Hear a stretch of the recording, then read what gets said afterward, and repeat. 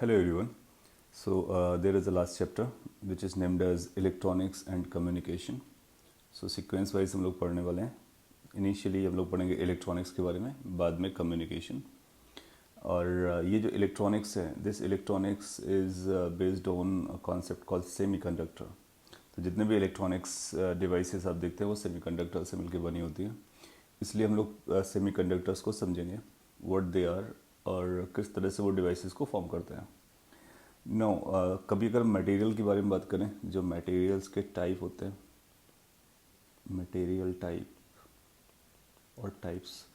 So we have talked out कि material के कई सारे टाइप्स होते हैं, जैसे कि सुपर कंडक्टर होता है, सुपर कंडक्टर्स. ना सुपर कंडक्टर्स का मतलब होता है ऐसे मटेरियल्स जो करंट को बहुत ही फास्ट रन कराते हैं और जो ज़ीरो रेजिस्टेंस ऑफर करते हैं. तो अगर रेजिस्टेंस किसी मटेरियल का ज़ीरो हो गया तो आप पाओगे कि उस पर करंट को मूव करना बहुत ही इजी होगा और बहुत ही फास्ट होगा और करंट की मूवमेंट करने से कोई हीट वेस्ट नहीं होगा. आप देखते हो कि हीट का जो फॉर्मूला होता है I²RT होता है. सो करंट अगर रन करता है किसी भी कंडक्टर से, मटेरियल से जिसका रेजिस्टेंस है, तो वो हीट प्रोड्यूस करता है. हीट प्रोड्यूस करने का मतलब होता है एनर्जी वेस्ट करता है और वो अनवांटेड एनर्जी होती है जो वेस्ट हो जाती है, उसको हमको रोकना चाहिए.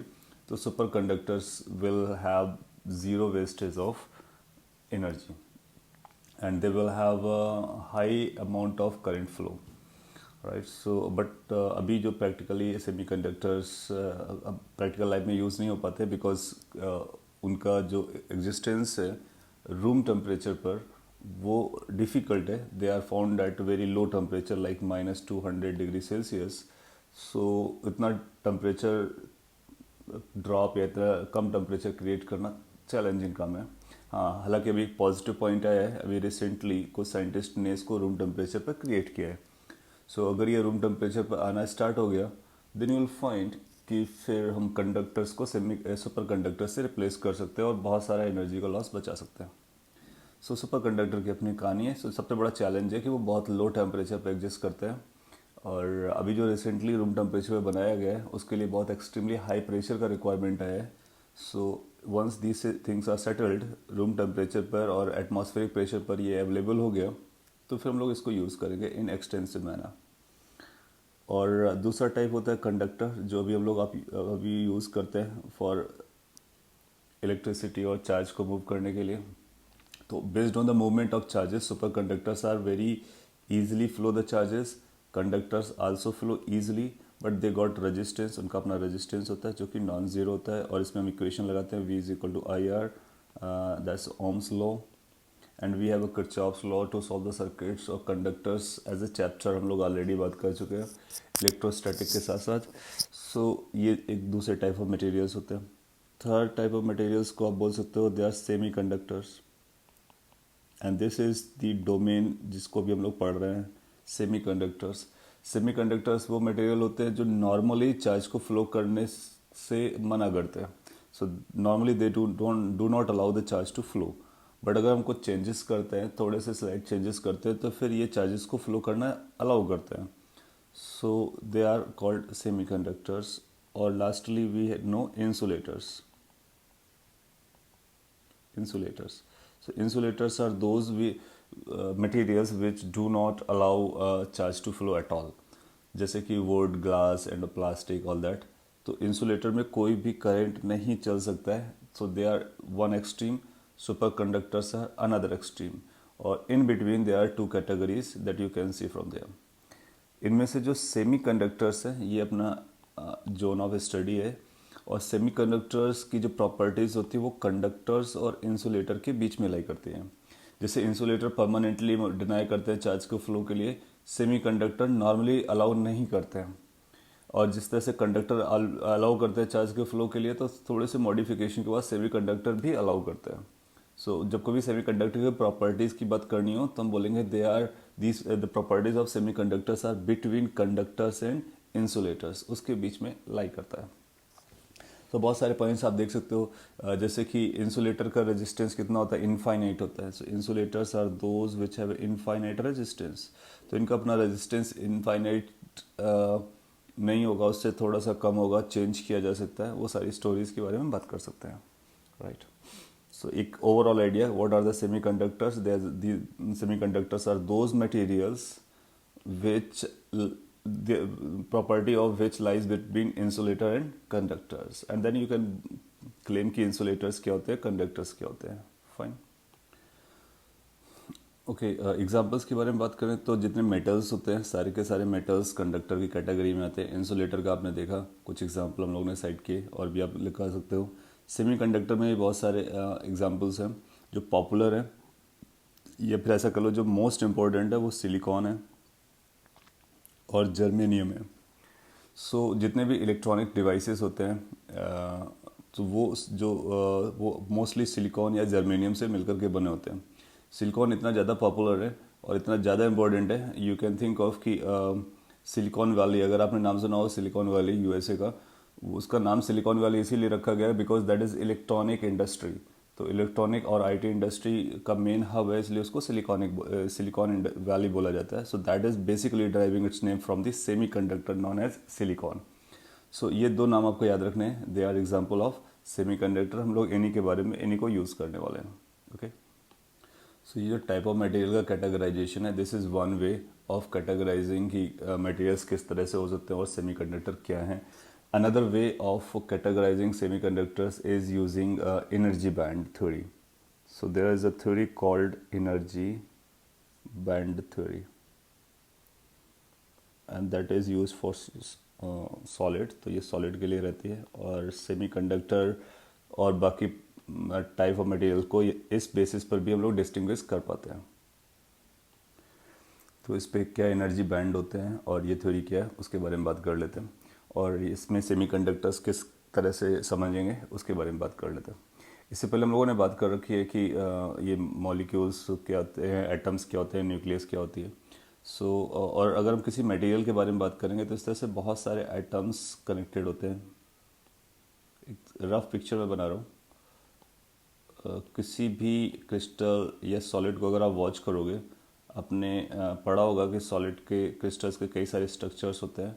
मैं उतना डीप पे जाकर कोई स्ट्रक्चर नहीं बना रहा हूँ, बट रफली ऐसा बोल सकते हैं कि बहुत सारे एटम्स मिलकर के और मॉलिक्यूल्स मिलकर के किसी भी क्रिस्टल लैटिस या सॉलिड का स्ट्रक्चर बनाते हैं। और अपने को अगर इलेक्ट्रॉन देखना है, इलेक्ट्रॉन अब देखोगे, सपोज करिए एक एटम है अपने पास, राइट, ये एटम है, इस पर एक इलेक्ट्रॉन होगा, तो ये इलेक्ट्रॉन कुछ इलेक्ट्रॉन्स जो रहते हैं उस एटम के साथ ही रहते हैं, कुछ इलेक्ट्रॉन्स शेयर्ड होते हैं। जब बॉन्डिंग बनती है, लेट से इन दोनों के बीच में कोई बॉन्ड बन रहा है, अगर बॉन्ड के टर्म में बात करें तो इसका इलेक्ट्रॉन इसके इलेक्ट्रॉन के साथ शेयर हो रहा होता है, राइट। सो और सिमिलरली अलग भी बॉन्ड बन सकते हैं डिपेंडिंग अपॉन कि किस तरह का एलिमेंट हमने यूज़ किया है। सो पॉइंट इज़ कि जो इलेक्ट्रॉन्स होते हैं वो अपने ऑर्बिट पर रहेंगे तो उनकी एनर्जी लेवल्स होती हैं, और अगर वो शेयर्ड हो रहे होते तो उनकी एनर्जी लेवल्स में वेरिएशंस आते हैं। और अगर वो शेयर्ड होगा तो इलेक्ट्रॉन्स के हर एक इलेक्ट्रॉन की सराउंडिंग अलग अलग होती है, पॉइंट इज़ कि उनकी पोजीशंस डिफरेंट होगी, तो उनके पास पोटेंशियल एनर्जीज अलग अलग आएंगी, काइनेटिक एनर्जीज के डिफरेंसेस होंगे। सो हर इलेक्ट्रॉन के पास एक अलग एनर्जी लेवल होता है। और आपको अगर याद हो तो हम लोग एनर्जी लेवल ऐसा ड्रॉ करते थे कि एक ये एनर्जी लेवल, एक ये एनर्जी लेवल, एक ये एनर्जी लेवल, एक ये एनर्जी लेवल है, जो उसमें बताया करता है कि कौन सा इलेक्ट्रॉन किस एनर्जी लेवल पे पाया जाता है। अब हम क्या कर सकते हैं कि इन जो पास एनर्जी लेवल्स है उनको एक साथ कलेक्ट कर सकते हैं। तो अगर हमने पास के एनर्जी लेवल को एक साथ कलेक्ट कर लिया तो उसको एक तरह से बैंड की कैटेगरी का नाम दे देंगे, तो हम बोलेंगे दैट इज़ अ बैंड। तो ये बैंड होगा जिसमें बहुत सारे एनर्जी लेवल्स आएंगे, जैसे एक ये एनर्जी लेवल है, एक ये एनर्जी लेवल है, इस तरह से आप एनर्जी लेवल ड्रॉ कर सकते हो, और हर इलेक्ट्रॉन के करस्पॉन्डिंग अलग अलग एनर्जी लेवल्स रहा होगा। तो हर एनर्जी लेवल पे इलेक्ट्रॉन पाया जाएगा, जैसे कि एक इस एनर्जी लेवल पे कोई इलेक्ट्रॉन होगा, इस एनर्जी लेवल पे कोई इलेक्ट्रॉन होगा, इस पर भी कोई इलेक्ट्रॉन होगा।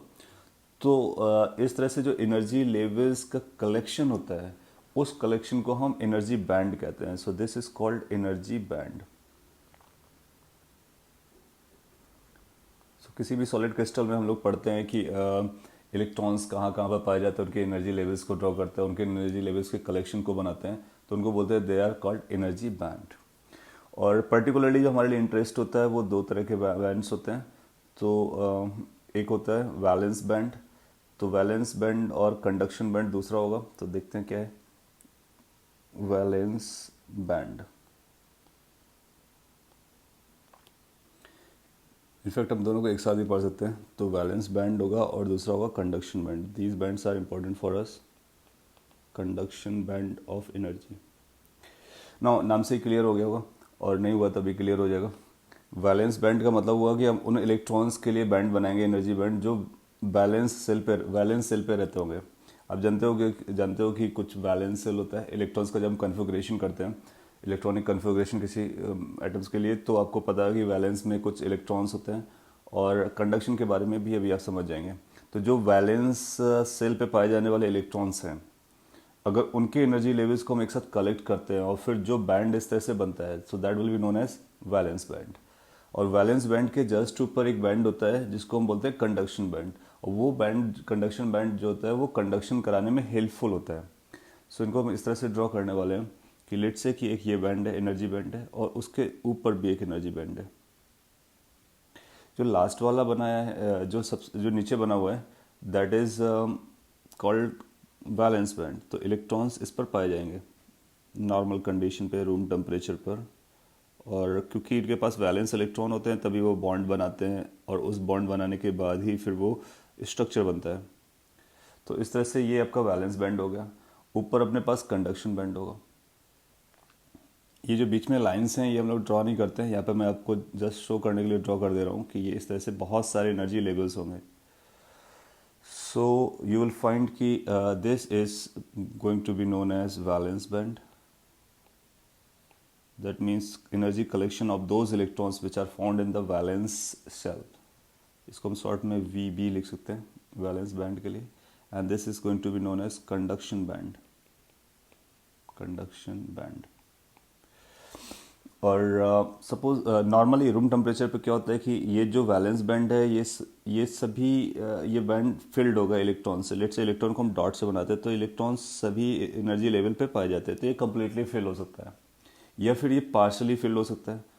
तो वैलेंस सेल पे या तो कम्प्लीटली फिल्ड इलेक्ट्रॉन नंबर्स की पॉपुलेशन होगी, या फिर पार्शली फिल्ड होगी रूम टेम्परेचर पर। What about the conduction case? Conduction case में या तो ये कम्प्लीटली एम्प्टी होगा, कुछ भी कोई इलेक्ट्रॉन्स के पास नहीं गया होगा, या फिर पार्शली फिल्ड होगा, पार्शली फिल्ड होगा।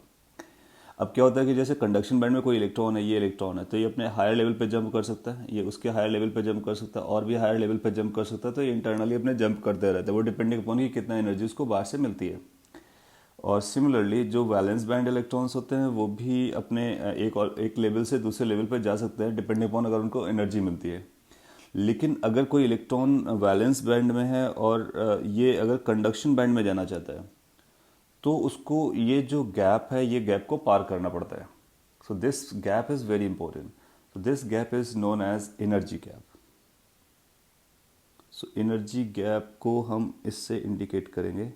और एनर्जी गैप में अपने को देखना होगा कि जो वैलेंस बैंड का है वो टॉप लेवल, और जो कंडक्शन बैंड का है वो बॉटम एनर्जी लेवल। इन दोनों का जो डिफरेंस होता है, that is called energy gap. So that is generally written as EG, that is called energy gap और बैंड गैप, और प्रॉपरली एनर्जी बैंड गैप। सो इस तरह के नाम से इसको बुलाया जा सकता है। और आपसे पूछ सकता है एग्जाम में कि what is energy band gap, और सिंपली बैंड गैप, और energy gap in solids. Then you say this is the gap of energy between the topmost level of valence band energy and bottommost level of conduction band energy. So conduction band का bottom energy level और valence band का top energy level के बीच का जो gap होता है, that gap is known as energy gap. और अगर किसी इलेक्ट्रॉन को या किसी मटेरियल को, इनफैक्ट अगर किसी क्रिस्टल के बारे में बात करें, सॉलिड के बारे में बात करें, अगर वो कंडक्टर बनना चाहता है, तो उसको वैलेंस बैंड से इलेक्ट्रॉन को ईजिली कंडक्शन बैंड में जाने की परमिशन देनी होगी। और जितना ईजिली परमिशन दे सकता है, दैट मीन्स जितने फ्रिक्वेंटली इलेक्ट्रॉन्स वैलेंस बैंड से कंडक्शन बैंड में मूव करेंगे, then there will be more conductivity.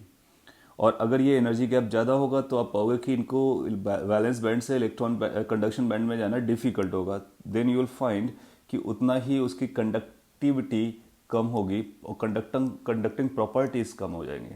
So this is a theory called energy band theory, जिसके बेसिस पर हम ये कैटेगराइज करते हैं कि कौन से सॉलिड मटेरियल्स ज़्यादा कंडक्टर होते हैं, कौन से कम कंडक्टर होते हैं, और कंडक्टिंग प्रॉपर्टीज़ कैसे चलती हैं। इनफैक्ट टाइप्स ऑफ मटेरियल्स भी हम इससे कैटेगराइज करते हैं। तो किस तरह से कैटेगराइज करते हैं वो देखिए अभी। जैसे हम लोगों ने देखा कि कंडक्टर्स होते हैं, सेमी कंडक्टर्स होते हैं और इंसुलेटर होते हैं। सो ये एनर्जी बैंड के बेसिस पे हम लोग डिफाइन कर सकते हैं। कुछ केसेस ऐसे होंगे जिसमें ये वैलेंस बैंड और एनर्जी बैंड एक दूसरे को, ये कंडक्शन बैंड एक दूसरे को टच कर रहे होंगे। इसको वजह इसमें एनर्जी गैप कितना जा रहा है, ज़ीरो जा रहा है। या फिर ऐसा होगा कि ये जो कंडक्शन बैंड है और ये जो वैलेंस बैंड है वो एक दूसरे को ओवरलैप कर रहे होंगे। तो ऐसा जब होगा इसका मतलब ये वो मटेरियल्स हैं जो इलेक्ट्रॉन्स को ईजिली मूव कराते हैं और कोई भी एनर्जी गैप इस तरह से प्रोड्यूस नहीं करते हैं। दूसरा केस अपने पास ये हो सकता है, अगर मैं यहीं पे बनाता हूँ कि ये कंडक्शन बैंड है और ये एनर्जी बैंड है, ये वैलेंस बैंड का एनर्जी बैंड है, दोनों एनर्जी बैंड्स हैं। सो अभी इन दोनों को देखते हैं, फिर थर्ड के बारे में बात कर लेंगे। एक थर्ड भी ड्रॉ कर देते हैं, वो बाकी वो पिक्चर तो आपको याद रहेगी ऊपर वाली। एक ये कंडक्शन बैंड है और ये वैलेंस बैंड है। सो ये थ्री टाइप्स ऑफ मटेरियल के बारे में बात की जा रही है। जो फर्स्ट टाइप है ये एक ही टाइप को है, ये कंडक्टर्स होते हैं। So in case of conductors, conduction band and valence band either they touch each other or conduction band and valence band they overlap each other, so energy gap is zero। यहाँ पर हम negative नहीं बोलेंगे energy gap, ये भी zero है क्योंकि कोई भी एनर्जी आपको देने की ज़रूरत नहीं पड़ रही, वो ईजिली मूव कर जा रहे हैं। तो इनके केस में एनर्जी गैप ज़ीरो रहेगा, right. So they are conductors. ये इसके केस में ये एनर्जी गैप रहेगा और this will be conducting band और conduction band, this is going to be valence band. अगर ये एनर्जी गैप 3 इलेक्ट्रॉन वोल्ट से कम है, 3 इलेक्ट्रॉन वोल्ट से कम है, then they are fall in the category of semiconductors. तो ये नंबर भी आपको याद रखना है कि सेमी कंडक्टर्स के लिए जो एनर्जी गैप होना चाहिए वो 3 इलेक्ट्रॉन वोल्ट से कम होना चाहिए, सो दैट कि ये जो इलेक्ट्रॉन है नॉर्मली यहाँ पे नहीं जा पाएगा, बट थोड़ा सा अगर टेम्परेचर बढ़ाएंगे या कुछ हीट प्रोवाइड करेंगे तो फिर इस इलेक्ट्रॉन को हम यहाँ पे मूव करा सकते हैं। So they are called semiconductors. और अगर ये एनर्जी गैप ज़्यादा हो गया बिटवीन कंडक्टिंग बैंड और conduction band and valence band, अगर ये 3 इलेक्ट्रॉन वोल्ट से ज़्यादा हो गया तो फिर यहाँ का इलेक्ट्रॉन यहाँ पे जंप नहीं कर पाएगा नॉर्मल कंडीशंस में, उसके लिए फिर आपको एक्स्ट्रा ऑर्डिनरी चेंजेस लाने पड़ेंगे। इस तरह के मटेरियल को हम बोलते हैं they are insulators. So you can see कि टाइप्स ऑफ मटेरियल हम यहाँ पे भी पढ़ पा रहे हैं। कंडक्टर्स, सेमी कंडक्टर्स, इंसुलेटर्स, उनको in the basis of energy levels और you can say energy band theory के बेसिस पर हम बता सकते हैं। So what are the semiconductors? Semiconductors are found between conductors and insulators, और उनकी और भी प्रॉपर्टीज देख सकते हो कि energy gap should be less than 3 electron volt. Fine. So with this you get a basic idea about semiconductors with relation to the conductors and insulators. Now we will moving ahead and talk about type of semiconductors. So इसमें जो first type है, they are called intrinsic semiconductor. Intrinsic semiconductor.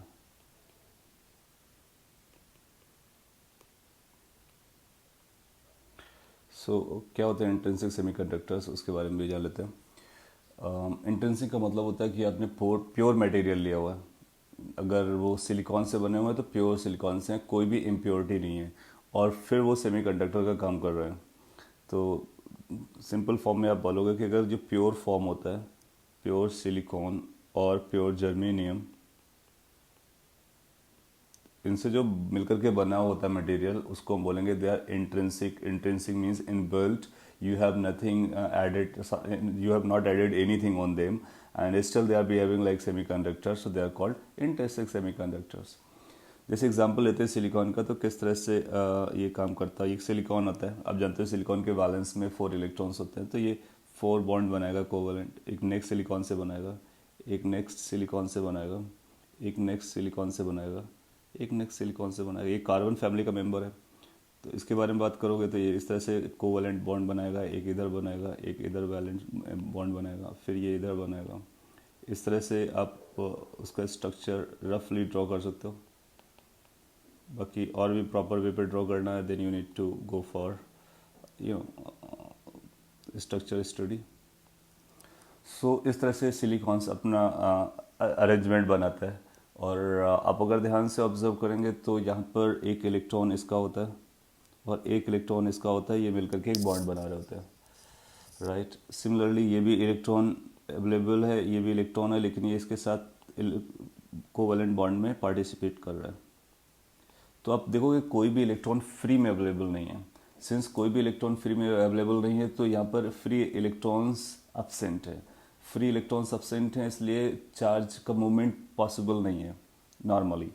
अच्छा, semiconductors और conductors में एक और difference रहता है। वो डिफरेंस ये है कि कंडक्टर्स में जो मूव करते हैं वो जो चार्ज कैरियर्स होते हैं वो चार्ज कैरियर्स केवल और केवल इलेक्ट्रॉन्स होते हैं, जबकि सेमीकंडक्टर्स में जो चार्ज कैरियर होते हैं, मैं यहाँ पे लिख देता हूँ चार्ज कैरियर्स।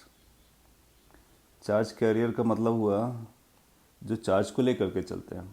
तो जो चार्ज कैरियर्स होते हैं सेमीकंडक्टर में वो इलेक्ट्रॉन होते हैं, इलेक्ट्रॉन्स। ऑफ कोर्स प्रोटॉन तो मूव करते नहीं हैं, तो इलेक्ट्रॉन ही चार्ज को लेकर चलता है। और इलेक्ट्रॉन के साथ साथ एक और भी होता है जिनको हम होल्स कहते हैं। होल्स को हम इस तरह से डिनोट करेंगे ओ बना करके। So electrons and holes both are the charge carrier in case of semiconductor, जबकि कंडक्टर में केवल और केवल इलेक्ट्रॉन्स चलते हैं। अच्छा, होल्स क्या होते हैं, दोनों में डिफरेंस क्या है? Both are the same thing, only this is negatively charged and this is positively charged. So अब ये मान सकते हो कि होल्स जो है इलेक्ट्रॉन का एक काउंटर वर्जन है। The only difference is that this has a charge minus E, this has a charge plus E. So basically holes are positively charged charge carriers and electrons are negative charge carriers. Okay? और दोनों move कर सकते हैं। तो इस पर अगर हमने दोनों चार्ज कैरियर को क्रिएट कर दिया, so both will participate in creating the current and moving the charges. ना यहाँ पर आपको कोई होल और ना ही कोई फ्री इलेक्ट्रॉन्स। जो चार्ज कैरियर इलेक्ट्रॉन्स होते हैं तो ऑफकोर्स आप ये मानोगे कि वो फ्री इलेक्ट्रॉन्स होते हैं, बाउंड इलेक्ट्रॉन्स नहीं। सो जो आपको पिक्चर दिखाया गया ये स्ट्रक्चर, इस पर कोई भी इलेक्ट्रॉन फ्री नहीं है, कोई चार्ज कैरियर नहीं है, कोई भी होल अवेलेबल नहीं है। और अगर किसी लोकेशन से इलेक्ट्रॉन चला गया तो उसको हम बोलते हैं कि वहाँ पर पॉजिटिव चार्ज क्रिएट हो गया, तो उसको हम बोलेंगे कि वो होल क्रिएट हो गया। सो होता क्या है, अगर आप एब्सोल्यूट ज़ीरो टेम्परेचर पर होंगे तो कोई भी कंडक्टिविटी नहीं शो करेगा, ये सभी फ्रीज्ड होंगे। लेकिन अगर आपने टेम्परेचर बढ़ाया तो फिर एक एक्टिविटी हो सकती है। अगर टेम्परेचर बढ़ाया तो क्या हो सकता है, लेट से ये इलेक्ट्रॉन जो है, ये इलेक्ट्रॉन यहाँ से बाहर निकल आए। अगर ये बाहर निकल आया तो ये फ्री इलेक्ट्रॉन हो जाएगा। अगर ये फ्री इलेक्ट्रॉन हो गया तो जहाँ से निकला वहाँ पर से इलेक्ट्रॉन चला गया। Since electron has gone from there, so what it is going to create there is a hole. So that will become a hole, that will become a electron, right. So आप पाओगे कि ये electron जो है वो free हो गया और ये मूव करना स्टार्ट कर सकता है। इसके बाद ये जो होल है, ये होल भी अपना रोल प्ले करेगा। फिर ये इलेक्ट्रॉन और मे बी अनदर इलेक्ट्रॉन जो कि यहाँ कहीं पाया जाता है वो इस होल पर चला जाएगा। अगर वो इलेक्ट्रॉन इस होल पर चला गया तो होल यहाँ पर क्रिएट हो जाएगा। फिर माइट बी कि ये इलेक्ट्रॉन इस होल पर चला जाए तो फिर होल यहाँ पर क्रिएट हो जाएगा। So can you think of कि अगर एक भी इलेक्ट्रॉन को नॉकआउट कर पाए तो एक होल क्रिएट करेगा। ये होल अपने आप में कंडक्टिविटी स्टार्ट कर देगा, चार्ज का मूवमेंट। ये इलेक्ट्रॉन इधर गया, फिर ये इलेक्ट्रॉन इधर गया, फिर कोई इलेक्ट्रॉन यहाँ से इधर जा सकता है। सो चार्ज का मूवमेंट स्टार्ट हो गया, that means charge started flowing. Similarly अब ये जो इलेक्ट्रॉन बाहर आया हुआ है, this electron is also going to play its role. ये अब किसी और इलेक्ट्रॉन को नॉकआउट करेगा या किसी और होल के पास जा सकता है और चार्ज की कंडक्टिविटी बढ़ा सकता है। तो दोनों hole, this electron as well as this hole is going to create this charge, they are going to play the role of charge carrier और कंडक्टिविटी को क्रिएट कर देते हैं। इस तरह से सेमीकंडक्टर में कंडक्टिविटी आ जाती है। और इसके लिए इलेक्ट्रॉन्स का बाहर निकलना ज़रूरी है, और वो तभी होगा जब हम टेम्परेचर बढ़ाएंगे। तो आप देखोगे जब टेम्परेचर बढ़ाएंगे तो इसमें चार्ज का मूवमेंट बढ़ता है। सो एक अच्छा पॉइंट यहाँ से मिल रहा है, उस पॉइंट को हम लोग नोट करेंगे कि जब टेम्परेचर बढ़ाते हैं तो चार्ज का मूवमेंट बढ़ता है, दैट मीन्स कंडक्टिविटी बढ़ती है। This is just opposite to the property of conductors. Semiconductors में टेम्परेचर बढ़ाने से करंट बढ़ता है, चार्ज कैरियर का मूवमेंट बढ़ता है, जबकि अपने कंडक्टर्स में पढ़ रखा है टेम्परेचर बढ़ाने से रेजिस्टेंस बढ़ता है, जिससे चार्ज के मूवमेंट को रेजिस्टेंस बढ़ जाता है, यानी उनका मूवमेंट कम होता है, कंडक्टिविटी कम होती है। ओके, सो इसलिए ये इंपॉर्टेंट पॉइंट है, नोट कर लेते हैं। On increasing temperature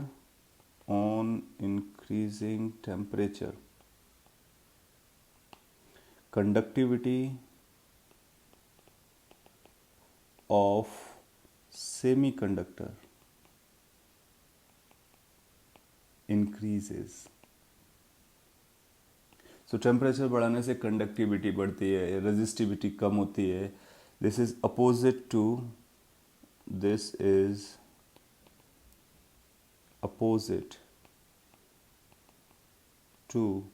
that of conductors.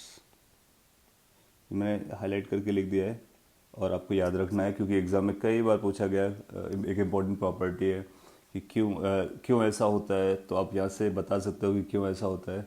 Temperature बढ़ाने से इलेक्ट्रॉन्स को नॉकआउट किया जा सकता है, या थर्मली इलेक्ट्रॉन को डिटैच किया जा सकता है, बॉन्ड से होल का क्रिएशन आएगा, दो चार्ज कैरियर्स आएंगे, कंडक्टिविटी बढ़ जाएगी। और कंडक्टर्स में क्या होता है, यू ऑलरेडी नो दैट। इसके बाद second type is known as extrinsic semiconductors. ना ये नाम से सजेस्ट कर रहा है, ये एक्सट्रिंसिक है, दैट मीन्स एडिशनली आपको कुछ करना है तो इसमें लिमिटेड या controlled amount of impurity add किया जाता है। सो एडिंग लिमिटेड और controlled amount of impurities in a semiconductor, or in a semiconductor, yes, in a semiconductor। Semiconductor का अपना मतलब है सिलिकॉन या जर्मेनियम में अगर आप लिमिटेड अमाउंट ऑफ इम्प्योरिटीज़ को ऐड कर देते हो तो उससे जो सेमीकंडक्टर बनता है उसको हम एक्सट्रिंसिक कहते हैं। और लिमिटेड मतलब बहुत कम अमाउंट, यानी कंट्रोल्ड अमाउंट, बहुत थोड़ा सा अमाउंट ऑफ इम्प्योरिटी अगर आपने ऐड किया, आप पाओगे कि उसकी कंडक्टिविटी बहुत ज़्यादा बढ़ जाती है। और इसलिए हम एक्सट्रिंसिक को यूज़ करते हैं। इंट्रिंसिक के साथ प्रॉब्लम क्या है कि जब आप बहुत ज़्यादा टेम्परेचर बढ़ाओगे तभी इलेक्ट्रॉन्स ब्रेक करेंगे बॉन्ड को थर्मली, इसके बाद वो कंडक्टिविटी बढ़ती है, जैसा कि अभी आपने इससे पहले देखा है ना। और एक्सट्रिंसिक में क्या होगा कि आप कम टेम्परेचर पर भी आप इसको वर्क करा सकते हो, इसलिए इम्प्योरिटी ऐड करते हैं। ये जो इम्प्योरिटी ऐड करने की प्रोसेस है इसको हम डोपिंग कहते हैं। सबसे पूछा जा सकता है what is a doping. So doping is a phenomena of adding small amount of impurities in a semiconductor to make it as extrinsic semiconductor। और दो तरह से हम impurities को ऐड कर सकते हैं, तो एक एक करके देखते हैं। जो फर्स्ट कैन बी अच्छा बेस्ड ऑन डायरेक्टली हम लोग बात करते हैं, जो बेस्ड ऑन impurities होते हैं इन सेमीकंडक्टर को हम दो कैटेगरीज में भी रखते हैं। तो first category is called N type semiconductor. N type semiconductor. So what are the N type semiconductor, उसको समझ लेते हैं। सो अगर किसी भी लेट्स से सिलिकॉन का एग्जांपल लेते हैं। सिलिकॉन में आपने पेंटावैलेंट इम्प्योरिटी ऐड की, पेंटावैलेंट इम्प्योरिटी। सो ये इम्प्योरिटीज के बेसिस पर है। अगर आपने इम्प्योरिटीज पेंटावैलेंट यूज़ की जिसमें 5 वैलेंस इलेक्ट्रॉन्स होते हैं, जैसे कि फास्फोरस। सो फास्फोरस अगर आपने ऐड किया सिलिकॉन के साथ में तो आप पाओगे कि इलेक्ट्रॉन की मेजॉरिटी आ जाएगी। अगर इलेक्ट्रॉन की मेजॉरिटी है तो उसको हम एन टाइप बोलने वाले हैं। तो यहाँ पे मैं स्ट्रक्चर बनाता हूँ, उससे आपको समझ में आएगा। लेट्स अपने पास एक ये सिलिकॉन थी, सिलिकॉन का सेमीकंडक्टर था, आपने फास्फोरस ऐड कर दिया। तो एक जो फास्फोरस इम्प्योरिटी आई है इससे एक सिलिकॉन बॉन्ड बनाएगा, एक ये सिलिकॉन बॉन्ड बनाएगा, एक ये सिलिकॉन बॉन्ड बनाएगा, एक ये सिलिकॉन बॉन्ड बनाएगा। इसके बाद ये सिलिकॉन अपने से बॉन्ड बना रहे होंगे क्योंकि वो स्ट्रक्चर ही सिलिकॉन का है। सिमिलरली जर्मेनियम और जो भी अदर है उनके बारे में भी बात कर सकते हैं। So then you will find कि ये इस तरह से बॉन्डिंग हो जाएगी, पूरा स्ट्रक्चर आप ड्रॉ कर सकते हो। अब मैं इसलिए और ये बॉन्ड बना दे रहा हूँ तो so that you can see कि सिलिकॉन ही मेजॉरिटी पर है, फास्फोरस जो ऐड हुआ है वो बहुत लिमिटेड अमाउंट का है। So that means in thousands में एक और मिलियंस में एक का आपको ऐड करने की ज़रूरत है। सो पार्ट्स पर मिलियन, बहुत छोटा अमाउंट ऐड करते हैं। अच्छा, बॉन्डिंग के बारे में बात करते हैं। यहाँ पर एक इलेक्ट्रॉन होगा तो इसका इलेक्ट्रॉन ये ले जाएगा, एक इलेक्ट्रॉन इसके साथ ये हो जाएगा। अब इलेक्ट्रॉन दिखाओ, कई बार इसको माइनस साइन से भी दिखा देते हैं, आप जानते हो। एक ये माइनस साइन आएगा, एक ये इसके साथ बॉन्ड बना होगा, ये इसका इसके साथ बॉन्ड बनाएगा, एक ये इसके साथ बॉन्ड बना होगा। सिमिलरली ये एक इलेक्ट्रॉन इसके साथ बॉन्ड बना लेगा। बट आप पाओगे कि फास्फोरस के पास वैकेंसी पेंटावैलेंट है, तो ये 5 रहा होगा। इसका मतलब इसके पास एक इलेक्ट्रॉन मेजॉरिटी पे रहा होगा, ये एक इलेक्ट्रॉन एक्सिस पे रहा होगा। अब इस इलेक्ट्रॉन को बॉन्ड बनाने वाला कोई अवेलेबल नहीं है। अब सिंस कोई अवेलेबल नहीं है तो कैन वी से कि ये जो इलेक्ट्रॉन है वो फ्री इलेक्ट्रॉन हो गया। सो ये फ्री में पाया जाएगा। अगर ये फ्री इलेक्ट्रॉन है तो फिर ये क्या करेगा, ये इलेक्ट्रॉन रोम अराउंड करेगा। तो इस पर आप पाओगे कि टोटल नंबर ऑफ इलेक्ट्रॉन की पॉपुलेशन ज़्यादा होगी। सभी अगर थर्मली सभी इंटैक्ट भी हैं तो ये इलेक्ट्रॉन जो होगा वो मूव कर रहा होगा। और वैसे भी आप जानते हो कि कोई भी मटेरियल लेते हैं तो नंबर ऑफ एटम्स बहुत होते हैं। एवोगाड्रो नंबर 10⁻23 होता है। और अगर हमने पार्ट्स पर मिलियन भी डाला है, बहुत कम डाला है, तब भी आप देखोगे इलेक्ट्रॉन्स की पॉपुलेशन अच्छी खासी हो जाएगी। और ये जो फ्री इलेक्ट्रॉन्स होंगे ये कंडक्टिविटी का काम कर रहे होंगे। तो इस पर आप पाओगे कि जो नंबर ऑफ इलेक्ट्रॉन्स हैं वो ज़्यादा होंगे नंबर ऑफ होल्स के कंपैरिजन में। अभी भी वो सारी स्टोरीज चल रही होंगी, टेम्परेचर बढ़ेगा देन यूल फाइंड कि ये इलेक्ट्रॉन में भी, ये भी इलेक्ट्रॉन बाहर निकला है तो यहाँ पर होल का क्रिएशन हो जाए। तो होल्स भी एग्जिस्ट कर रहे होंगे, इलेक्ट्रॉन्स भी एग्जिस्ट कर रहे होंगे, बट फ्री इलेक्ट्रॉन्स की पॉपुलेशन ज़्यादा होगी, राइट। तो हम बोलेंगे कि एन टाइप सेमीकंडक्टर्स क्या होते हैं। तो एन टाइप सेमीकंडक्टर्स में number of electrons are much more as compare to the number of holes. So जब नंबर ऑफ इलेक्ट्रॉन्स ज़्यादा होंगे नंबर ऑफ होल्स से, ऐसे सेमीकंडक्टर को हम लोग एन टाइप कहते हैं। N for negative. So negatively charge dominate कर रहा होता है, इलेक्ट्रॉन का चार्ज डोमिनेट कर रहा होता है। जबकि आप पाओगे इंट्रिंसिक सेमीकंडक्टर, जिससे पहले पढ़ा था, उसमें नंबर ऑफ इलेक्ट्रॉन्स और नंबर ऑफ होल्स का पॉपुलेशन बराबर रहता था।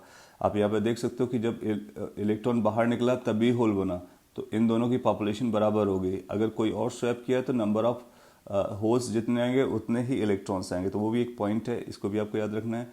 इंट्रिंसिक केस में नंबर ऑफ इलेक्ट्रॉन्स और नंबर ऑफ होल्स की पॉपुलेशन बराबर रहती है, जबकि एक्सटेंसिव में अलग अलग रहता है। एन टाइप में इलेक्ट्रॉन्स की पॉपुलेशन ज़्यादा होती है, उसके लिए आपको पेंटावैलेंट इम्प्योरिटीज़ को ऐड करना होता है।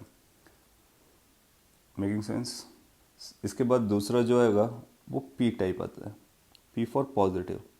सो पॉजिटिव टाइप सेमीकंडक्टर क्या होता है, उसमें आप ट्राईवैलेंट इम्प्योरिटीज़ को ऐड करते हो, ट्राईवैलेंट इम्प्योरिटीज़। और ट्राईवैलेंट इम्प्योरिटीज़ को ऐड करके आप उस पर देखते हो कि क्या चल रहा है। जैसे एग्जांपल के लिए बोरॉन ले सकते हो, बोरॉन को ऐड किया, बोरॉन के लास्ट में 3 इलेक्ट्रॉन्स पाए जाते हैं। सो अगेन आप बोरॉन को सेंटर लेकर के बना लेते हैं, तो ये सिलिकॉन आएगा, ये सिलिकॉन आएगा। अगेन बोरॉन की पॉपुलेशन बहुत कम होगी तो सिलिकॉन सब जगह पाए जाएंगे।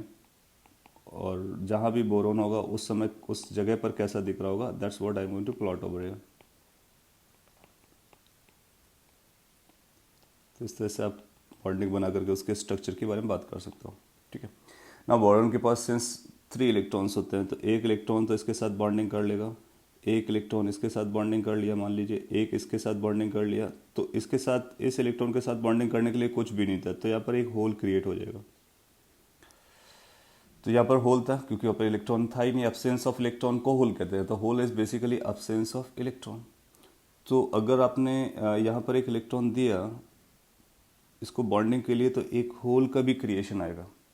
तो आप पाओगे कि ये सब सारे बॉन्डिंग तो हो गए, लेकिन ये जो होल है वो फ्री में है। So that is now free. और अगर अपने पास एक फ्री होल अवेलेबल है तो फिर ये होल्स की पॉपुलेशन को बढ़ा रहा है ओवरऑल।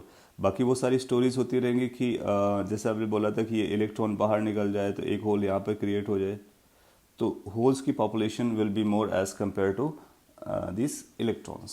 सो पी टाइप में आप पाओगे कि population of hole is greater than population of electron. N is the number of holes is greater than number of electrons. अगर ऐसा केस होता है तो आप बोलोगे पॉजिटिवली चार्ज ज़्यादा मूव करेगा। तो 2 तरह के चार्ज कैरियर में पॉजिटिव चार्ज कैरियर की पॉपुलेशन ज़्यादा होगी। अगर पॉजिटिव चार्ज कैरियर की पॉपुलेशन ज़्यादा होती है तो उसको हम पी टाइप बोलते हैं, नेगेटिव की ज़्यादा होती है तो उसको हम एन टाइप बोलते हैं। Making sense.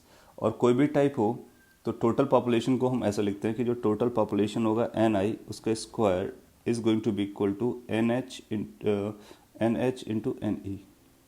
So no matter whether it's p type or n type, तो टोटल कॉन्सेंट्रेशन अगर देखना चार्ज कैरियर कॉन्सेंट्रेशन, तो वो इस तरह से दिया जा सकता है.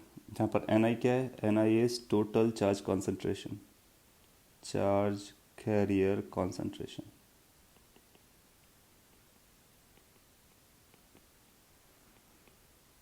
जनरली ये एन की जो वैल्यूज दी जाएंगी नंबर ऑफ होल्स पर वॉल्यूम, तो इसलिए कॉन्सेंट्रेशन भी बोल सकते हैं क्योंकि पर यूनिट वॉल्यूम पर होगा.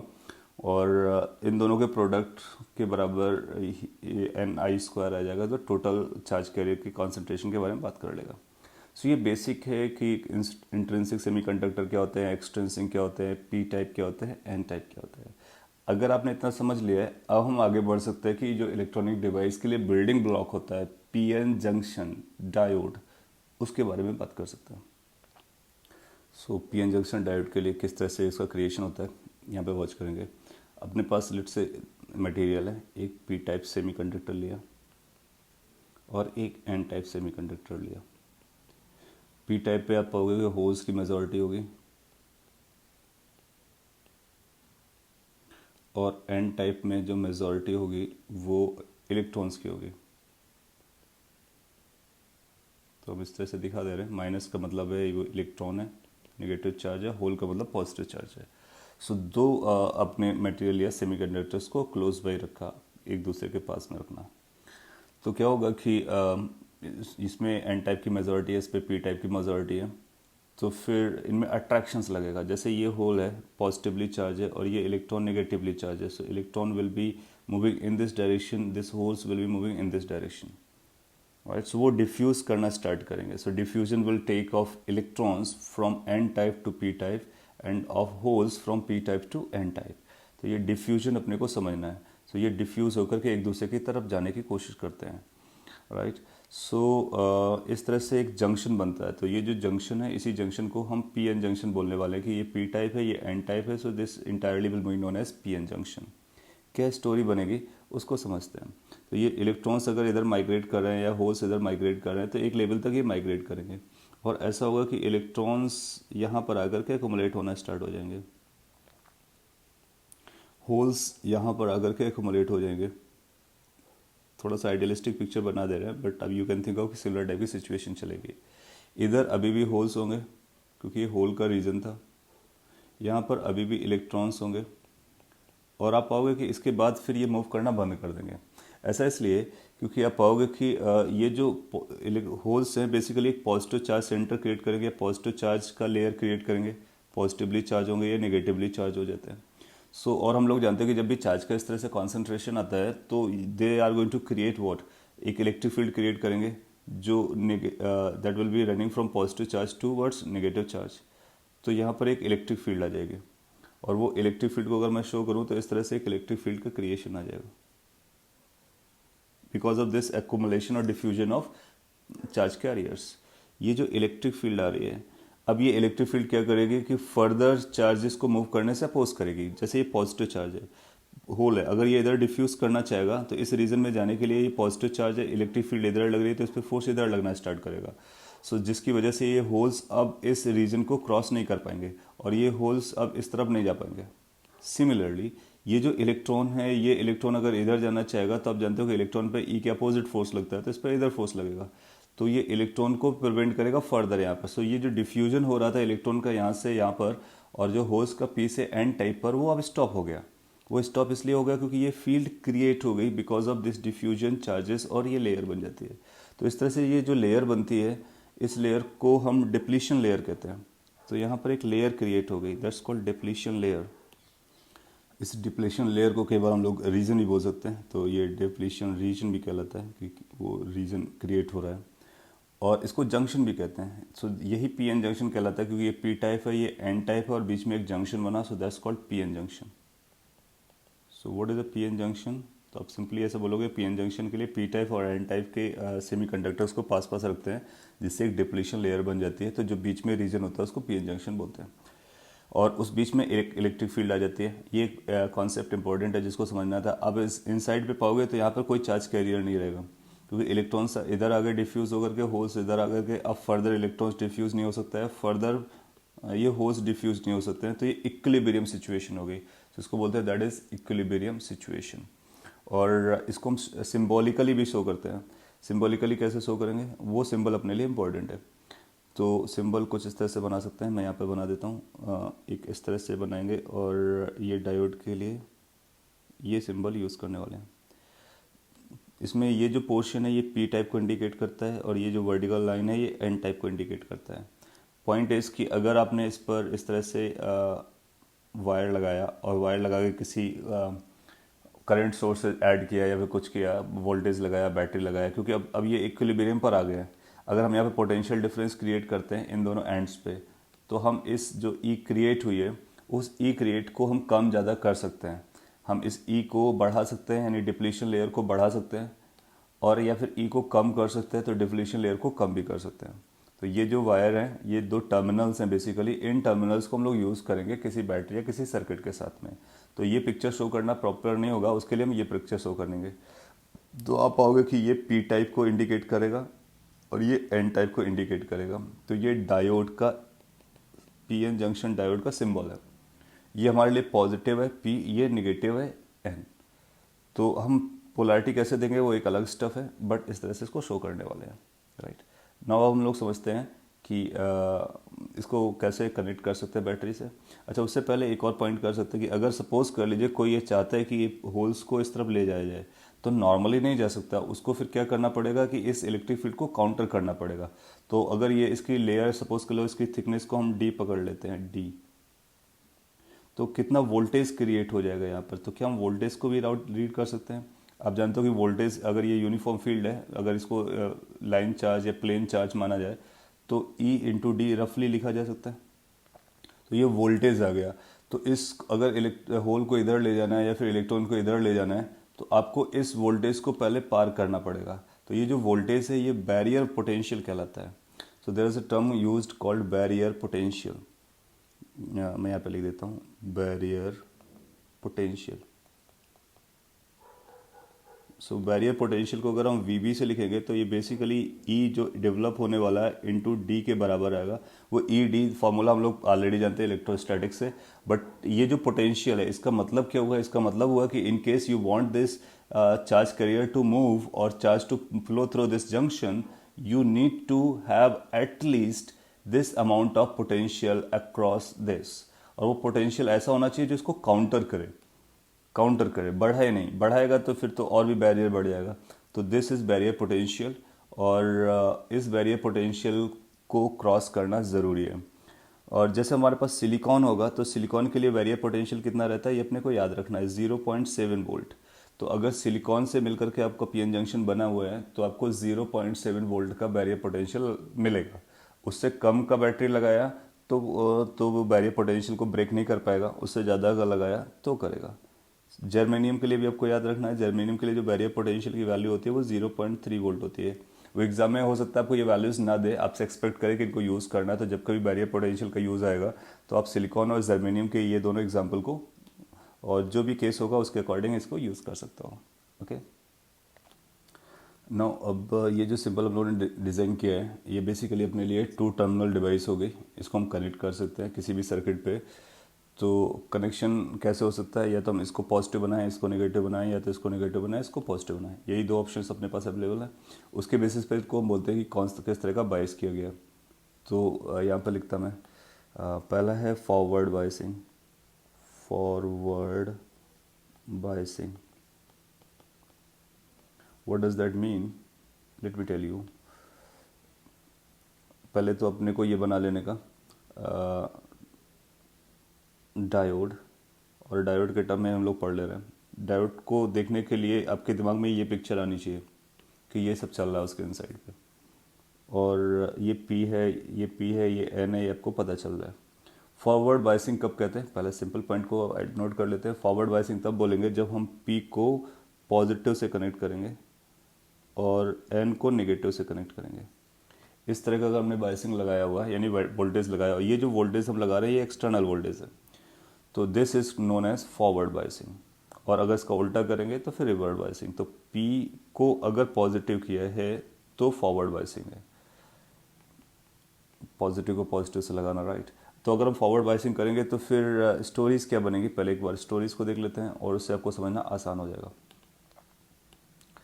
And then we can go for further stuff. So let me erase this and try to draw this PN portion, और इसको समझते हैं तो बन जमता है। तो अगर आपने इसको पॉजिटिव टर्मिनल लगाया है यहाँ पर, इस तरह से वोल्टेज लगाया है, सिचुएशन ये है, बीच में आप रेजिस्टेंस वगैरह भी लगा सकते हो अगर वोल्टेज चेंज करना हो।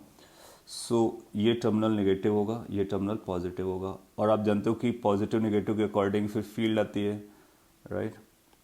पॉजिटिव साइड कर दिया है क्योंकि इसको हम पी बोलने वाले हैं, तो पी को पॉजिटिव कर दिया है, और ये नेगेटिव है, इधर पी होगा अपना, इधर एन होगा, उसी हिसाब से चलते हैं। और पहले क्या हो रहा था कि यहाँ पर नेगेटिव चार्ज था, यहाँ पर पॉजिटिव चार्ज था, डिप्लीशन लेयर बनी हुई थी तो ये नेगेटिवली चार्ज था, और यहाँ पर होल्स का एकुमुलेशन था, ऊपर वाली पिक्चर भी आप देख सकते हो, बाकी होल्स यहाँ पे पाए जा रहे थे कनेक्शन करने से पहले की बात है, ठीक है। और एक बैरियर पोटेंशियल था या बैरियर फील्ड थी, तो इधर एक बैरियर पोटेंशियल लगा हुआ था, ई बी लिख सकते हैं बैरियर के लिए, इसको भी आप बी लगा सकते हो बैरियर के लिए। नो, अगर आपने इसको पॉजिटिव लगाया, इसको नेगेटिव लगाया, तो एक एक्सटर्नल फील्ड आएगी, एक्सटर्नल फील्ड इधर से इधर जाएगी, ये एक्सटर्नल फील्ड है जो आपने बाहर से लगाई, इसकी वजह से आई है। अगर ये इलेक्ट्रिक फील्ड इसको ओवरकम कर पाती है, यानी कि जो ये पोटेंशियल है बैरियर पोटेंशियल को ओवरकम कर पाता है, तो फिर ये होल्स इस डायरेक्शन में माइग्रेट करना स्टार्ट कर देंगे, और ये जो इलेक्ट्रॉन्स हैं वो इस डायरेक्शन में माइग्रेट करना स्टार्ट हो जाएंगे, इजंट इट। तो अगर अपना v की वैल्यू, तो हम ऐसा लिखेंगे, अगर मैं डायरेक्टली यहाँ पे लिखना चाहूँ, if v is greater then vb, तो जो अपने अप्लाइड वोल्टेज है वो बैरियर पोटेंशियल से ज़्यादा है, then what is going to happen, can we say कि ये होल्स इधर जाना स्टार्ट कर देंगे, इलेक्ट्रॉन्स इधर जाना स्टार्ट करेंगे, होल्स इधर जाएगा, आगे की तरफ जाएगा, तो करंट इधर जाएगा, क्योंकि आप जानते हो होल्स पॉजिटिव चार्ज है, पॉजिटिव चार्ज की डायरेक्शन में करंट जाती है, इलेक्ट्रॉन इधर आएंगे, अगर इलेक्ट्रॉन इधर आएगा तो उसके अपोजिट डायरेक्शन में करंट जाएगी, तो करंट इलेक्ट्रॉन की वजह से भी इधर जाएगी, तो आप पाओगे कि ये जो करंट आ रही होगी, ये फाइनली जो करंट बनाया है वो दोनों की वजह से आ रही होगी, this will B current because of holes, that is also because of electrons. तो इलेक्ट्रॉन्स की करंट प्लस होल्स की करंट दोनों मिल करके टोटल करंट को बनाएंगे, और आप पाओगे कि ये करंट चलना स्टार्ट हो जाएगा। तो अल्टीमेटली हुआ क्या, अपने पास एक सेमी कंडक्टर था, उससे आपने एक अरेंजमेंट बनाया, एक वोल्टेज लगाया और सेमी कंडक्टर के थ्रू करंट रन करा दिया। सेमी कंडक्टर जिसको हम लोग बोलते थे कि नॉर्मली कंडक्टर नहीं होता है, और उस पर भी हमको करंट मिल रहा है, और उस करंट में दो पार्टिसिपेट कर रहे हैं charge carriers, electron as well as a hole. तो ये पीएन जंक्शन जो है वो करंट को लेके जाएगा, इसलिए इसको हम फॉरवर्ड बायसिंग कैटेगरी में बोलते हैं और कहते हैं, तो ये फॉरवर्ड बायसिंग है। तो फॉरवर्ड बायसिंग में अपने को क्या करना है कि अगर वोल्टेज बैरियर पोटेंशियल से ज़्यादा है, then current will be running through the circuit, then current will be in the circuit.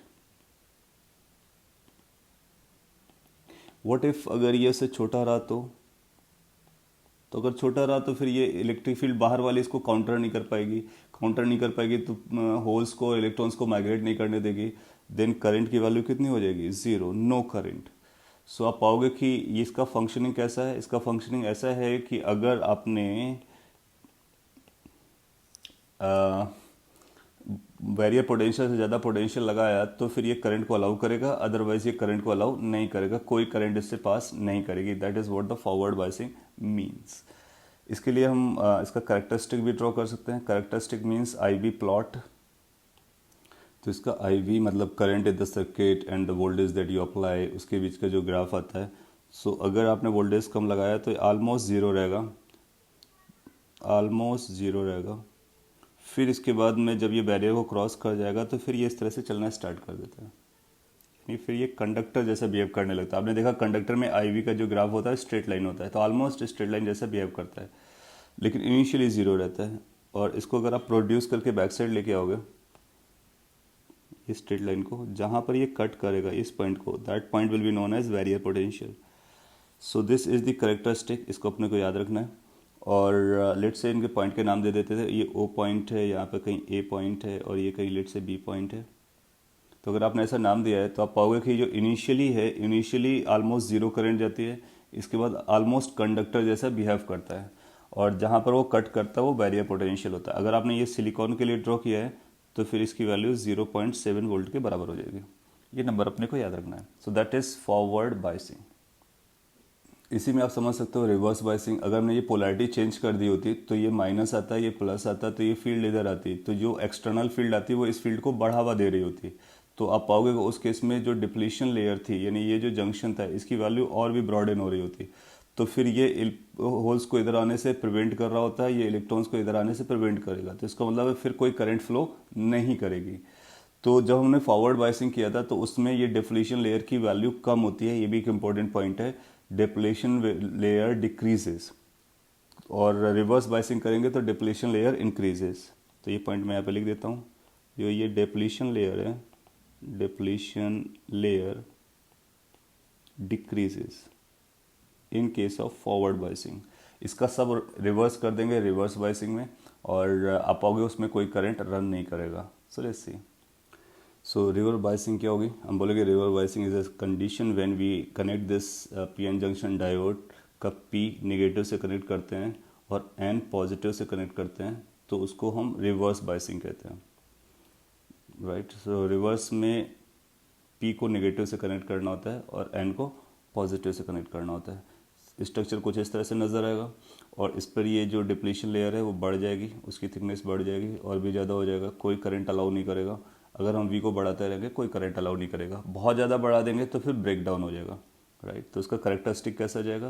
Let's so reverse bias में है, इसका मतलब वी नेगेटिव की टेरिटरी में ड्रॉ करेंगे। तो इधर वाली कंडीशन रिवर्स बायसिंग की होती है, इधर वाली कंडीशन फॉरवर्ड बायसिंग की होती है। इसका मतलब है कि हम वी को पॉजिटिव तब मानते हैं जब पी से इसका पॉजिटिव टर्मिनल लगा हो, और अगर एन से पॉजिटिव टर्मिनल लगा हुआ है तो फिर इसको हम नेगेटिव वी मानेंगे। तो इसका मतलब ये जो वी हमारे लिए नेगेटिव का काम कर रही होगी। इस तरह से नॉमेनक्लेचर है। तो रिवर्स बायसिंग को हम इस तरफ ड्रॉ करते हैं, लेफ्ट हैंड साइड में, राइट हैंड साइड में ड्रॉ करते हैं फॉरवर्ड बायसिंग का। फॉरवर्ड बायसिंग का आपने देख रखा है। रिवर्स बायसिंग में क्या होगा? इनिशियली आप कोई वोल्टेज नहीं लगाया तो केवल छोटा मोटा करंट जा रहा होगा, बट बिल्कुल बहुत ज़्यादा नहीं जाएगा, इसलिए थोड़ा सा नीचे टाइप का दिखा सकते हैं। आप बढ़ाओगे तो फिर ये करंट ऐसा ही रहेगा, चलता रहेगा। फिर आपने बहुत ज़्यादा पोटेंशियल कर दिया तो इसके बाद आप पाओगे कि वो सडनली ब्रेक डाउन हो जाता है। ब्रेक डाउन होने का मतलब हुआ कि फिर वो बैरियर ख़त्म हो जाएगा, क्योंकि बहुत ज़्यादा हो गया। जब ये बैरियर इधर आ जाएगा, ये एक्सट्रीम पर आ जाएगा, ये एक्सट्रीम पर आ जाएगा, तो सडनली इनफाइनाइट करंट को रन करा सकता है। सो इसलिए ऑलमोस्ट सडन होता है। और कई बार तो ये इसको हम बिल्कुल इस तरह से दिखाते हैं। तो यहाँ पर ये जो वोल्टेज होता है ये ब्रेक डाउन वोल्टेज होता है, that's called break down. Break down हो गया वोल्टेज, तो इसका ब्रेकडाउन हो जाता है, लेकिन करंट को वैसे अलाउ नहीं करता है। तो ये रिवर्स बायसिंग का करेक्टरिस्टिक है। तो आप रिवर्स बायसिंग बोलोगे almost zero current then breakdown.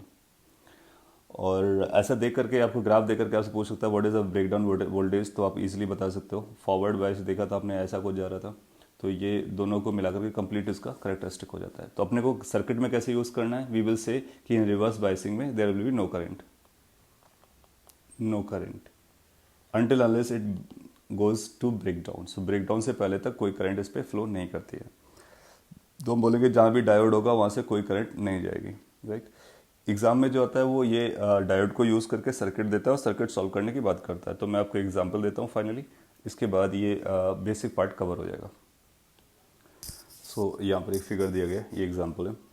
इस तरह से सर्किट आपको देगा और बोलेगा कि करंट बताइए या पोटेंशियल बताइए या कुछ भी बताइए। तो इसने बोला कि जो डायोड्स हैं वो सिलिकॉन से मिलकर के बने हुए हैं। Find the current through resistances. So एक 5 ओम का एक 4 ओम का रेजिस्टेंस है, वहाँ से अपने को करंट निकालना है। तो सॉल्व करते हैं। 5 ओम से कितना करंट जा रहा होगा पता कर सकते हैं। 5 ओम। सो अब बोलोगे कि यहाँ से एक करंट जाएगी, लेट से वो आई है, इधर जो करंट जाएगी वो I1 है। अपने यूजुअल तरीके से सॉल्व करेंगे। ये I2 है, I2 जो होगी वो 5 ओम से जा रही होगी। अच्छा, अब देखोगे कि जो I2 वाला ये है, ये कौन से बाइसिंग पर है? Can you identify? फर्स्ट हम लोगों को ये आइडेंटिफाई करना पड़ेगा। अब देखो इसका पॉजिटिव टर्मिनल, इसके पॉजिटिव टर्मिनल पी से कनेक्टेड है, तो ये फॉरवर्ड बाइसिंग का है। तो इसके लिए हम फॉरवर्ड बाइसिंग के रूल लगाएंगे। सेकंड को आइडेंटिफाई करते हैं, इसका पॉजिटिव पी एन से कनेक्टेड है, तो ये रिवर्स बाइस्ड है। आप जानते हो कि रिवर्स बायस केसेस में करंट को अलाउ नहीं करेगा ये, तो I1 की वैल्यू ज़ीरो हो जाएगी। तो हम ये बोलेंगे कि I1 की वैल्यू ज़ीरो होगी, डायरेक्टली बोलेंगे, क्योंकि इस पर करंट अलाउड नहीं है, क्योंकि ये रिवर्स बायस्ड है। तो रिवर्स बायस्ड डायोड में करंट नहीं जाता है अनटिल अनलेस ब्रेक डाउन हो जाए। तो फिर अपने पास कुछ रूल भी आ रहा था, तो रूल के अकॉर्डिंग अगर हम लोग बात करें, सोल्यूशन में यहाँ पे लिखता, तो अपने को ये लगाना होगा Kirchhoff's law I is equal to I1 plus I2। Since आपको I1 को वैल्यू ज़ीरो मिल गई है डायरेक्टली, तो आप पाओगे कि दिस विल इम्प्लाई कि I की वैल्यू I2 के बराबर आ जाएगी। तो अगर आपसे बैटरी के करंट पूछा जाए तो आप बोलोगे बैटरी से वही करंट जाएगी जो 5 ओम से जाएगी, वही इस डायोड से जाएगी जो ऊपर वाला डायोड है। अच्छा, अब कितना वैल्यू जाएगा, तो आप देखोगे इसके साथ जो बैरियर पोटेंशियल होता है वो आपको पता होता है, VB बैरियर पोटेंशियल है। बैरियर का मतलब ये अपोज करेगा इस पोटेंशियल को। इसको कैसे अपोज कर सकता है, तो उसके जो अगेंस्ट होगा, इसको सपोर्ट नहीं करेगा, यानी इसका ये माइनस होगा, ये प्लस होगा, इस तरह से होगा। अदरवाइज बोला अपोज करेगा, इसका मतलब ये प्लस होगा और ये माइनस होगा। P पॉजिटिव रहता है, उस पर भी आपने देखा था। सो दैट मीन्स इतने वोल्टेज को ये काउंटर करेगा। जब ये इसका पॉजिटिव इधर से जाएगा तो ये वोल्टेज उसके अगेंस्ट जाना चाहिए, that's the point. So that means फिर इक्वेशन लगा दें, Kirchhoff equation, Kirchhoff's voltage law upper loop के लिए। तो हम यहाँ से चलेंगे तो ये आएगा plus VB plus I2 into R minus 5.7 is equal to zero. ये देखो VB और ये जो बैटरी का वोल्टेज है दोनों अपोजिट है, यानी इसका साइन इसके साइन के अपोजिट है, इसलिए वो ऐड अप नहीं करेगा बल्कि वो सब्ट्रैक्ट करेगा। तो सब्ट्रैक्ट को कैसे यूज़ करना है ये आप अभी लर्न कर लीजिए, कि इस तरह से उसकी पोलैरिटी दिखा देंगे और उसको ऐड अप कर लेंगे। अच्छा, VB की वैल्यू क्या होती है अपने को पता होना चाहिए, 0.7 होती है सिलिकॉन के लिए। I2 into 5 minus 5.7 is equal to zero. तो 5I2 की वैल्यू अपने को 5 मिल जाएगी। I2 की जो वैल्यू आ गई वो 1 एम्पियर आ गई। तो अपने को ये पता चल गया कि जो I2 है यानी 5 ओम से जाने वाली करंट है वो 1 एम्पियर है, और 4 ओम से जाने वाली करंट कितना हो गया, ज़ीरो। तो बैटरी से टोटल कितना करंट चलेगा, 1 एम्पियर। इस तरह से हम सर्किट को सॉल्व कर सकते हैं।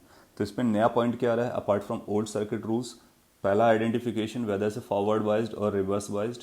फिर किस सिलिकॉन से इसका सेमीकंडक्टर का बना हुआ है, उसका बैरियर पोटेंशियल, कुछ का बैरियर पोटेंशियल वो आपको देगा, वो अदरवाइज सिलिकॉन जर्मेनियम यूज़ करेगा तो वो देगा भी नहीं। रिवर्स बायसिंग में कोई करंट नहीं जाने का, फॉरवर्ड बायसिंग में तभी करंट जाने का जब वो जो अप्लाइड पोटेंशियल है वो इसके बैरियर पोटेंशियल से ज़्यादा होना चाहिए।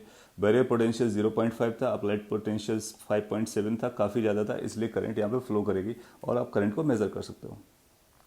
कई बार ऐसा भी होगा बैरियर पोटेंशियल के साथ साथ इस डायोड का रेजिस्टेंस भी दे देगा, तो उसके रेजिस्टेंस को भी हम यहाँ पे सर्किट पे लेंगे, जैसे इंटरनल रेजिस्टेंस ऑफ बैटरी होता है, सिमिलर टाइप का केस हो सकता है। कई बार ऐसा बोलेगा कि आइडियल डायोड्स है, आइडियल डायोड्स होगा तो VB की वैल्यू को हम जीरो पकड़ लेंगे। तो आइडियल डायोड केस के लिए जीरो रहेगा, और अगर नाम लेता है सिलिकॉन जर्मेनियम तो उनके वैल्यूज़ को हम यूज़ करेंगे। कोई और होगा तो वो देगा। अगर वो बोलेगा रेजिस्टेंस भी है तो हम रेजिस्टेंस को भी यहाँ पर इनकॉर्पोरेट कर सकते हैं, राइट। आइडियल केस में रेजिस्टेंस और वोल्टेज बैरियर वाला दोनों जीरो रहता है। तो ये बेसिक है डायोड्स के बारे में, उनका सर्किट में कैसे एप्लीकेशन किया जाता है। बेस्ड ऑन दीज पॉइंट्स, यानी जितना इस लेक्चर में आपने डील किया है, अगर आपने सब समझ लिया तो देर आर हाईली चांसेस कि एक सिमिलर क्वेश्चन आपको मिलेगा एग्जाम में और उसको आप सॉल्व कर सकते हो। तो अभी तुम लोगों ने बेसिक डायोड्स के बारे में पढ़ा, अब इस डायोड्स के एप्लीकेशंस और भी पार्ट्स जो हैं वो नेक्स्ट वीडियो में आपको मिलेंगे। So that's all for this video. Thank you everyone.